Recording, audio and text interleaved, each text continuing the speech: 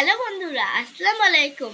আজকে বাইরে ঝিরিঝিরি বৃষ্টি পড়ছে, তো আজকে আলুর পকোড়া খেলে মন্দ হয় না। চলুন আলুর পকোড়া তৈরি করি। আলু ছিঁড়ে নিয়েছি, এখন কেটে নিচ্ছি ঝুরঝুর করে।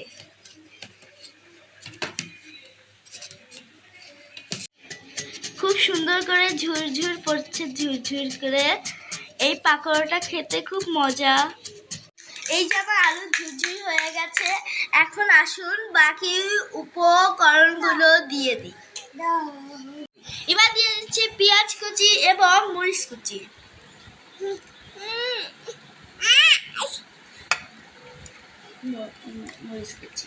পরিমাণ মতো লবণ দিয়ে দেবো। দিয়ে দিচ্ছি হলুদ গুঁড়া, দিয়ে দিচ্ছি মরিচ গুঁড়ো, দিয়ে দিচ্ছি ধনিয়া ও জিরে গুঁড়ো, দিয়ে দিচ্ছি সামান্য খাওয়ার সোডা,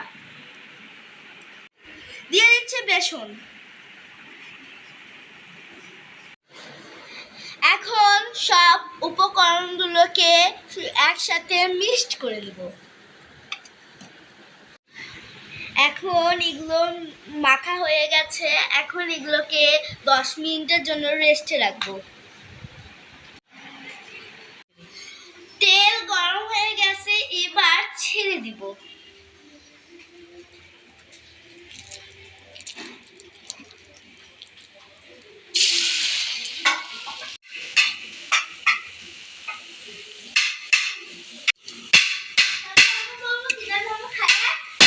হয়ে গেল আমাদের তৈরি পকোড়া।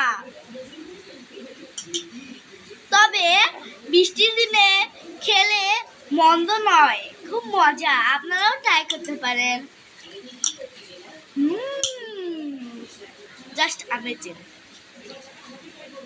Bye bye.